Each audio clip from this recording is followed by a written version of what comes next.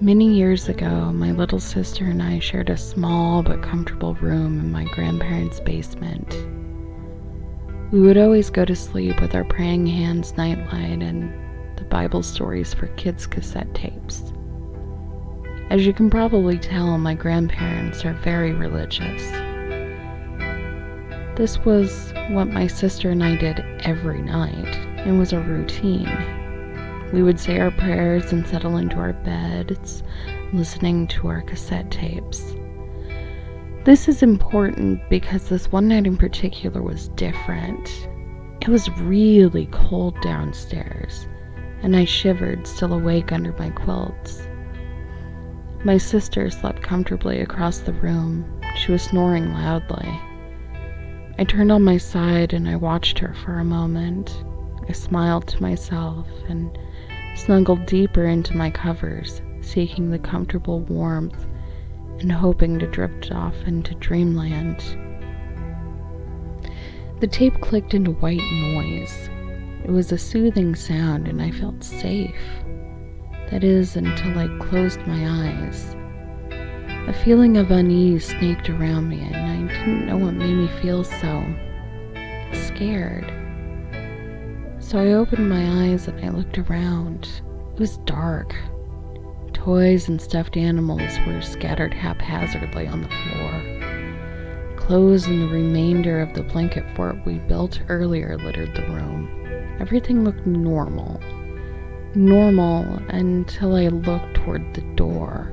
A glass door that had always been closed at night so my grandma could do laundry without waking us up. The door should have been closed. I remembered it being closed, but it was open.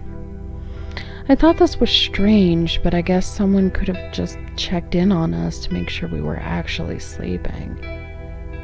I was pretty sure I would have heard them though. Anyway, it made me uneasy, but it was probably nothing. So I settled myself back down to sleep. I closed my eyes again in hopes to fall asleep. I was cozy despite the chill in the room, and I chastised myself for being so silly. I breathed deeply and tried to relax, hugging my teddy bear tightly. I was nearing the edge of sleep when I heard something hit the thin carpet and skitter towards my bed, as if someone had accidentally kicked it. I jumped, sitting up on my bed, and stared into the darkness, blinking hard to adjust my eyes.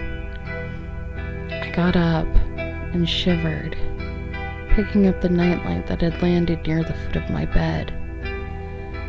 I glanced over at my sister, who was still sleeping and snoring loudly.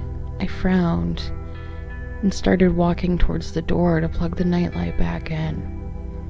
As I neared the door, it got colder. I could see my breath on the air. It shouldn't be this cold. Something made me stop.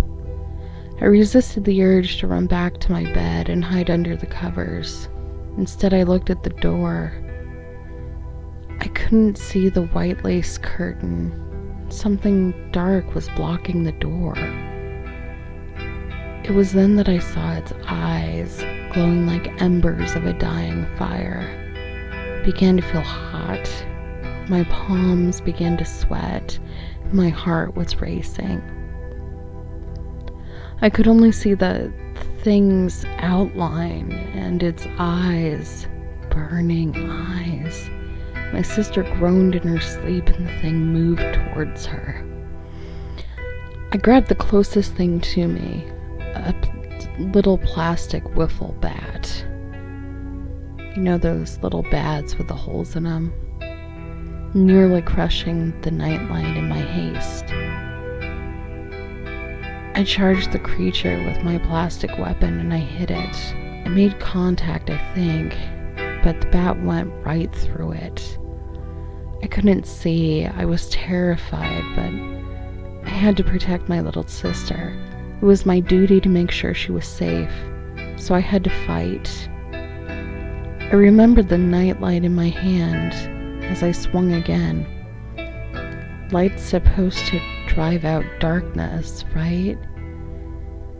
I slammed the nightlight into the socket. It sparked before flooding the room in a dim light. I saw the thing for a second before it was gone.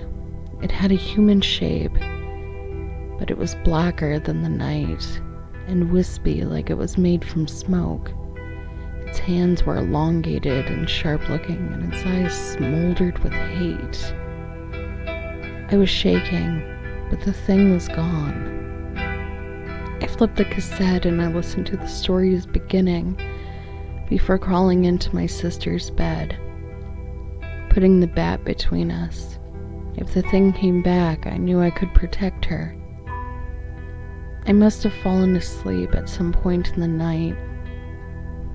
The next morning, I asked my grandmother if anyone had come downstairs to check on us. She said no. I was confused, so I waited and I talked to my parents. My mom and my dad looked really nervous, but my mom told me it was just a dream. I'm 30 now, and I know that those eyes were not a dream. That thing, that demon that touched my nightlight gave me nightmares for years. But I know it wasn't a dream.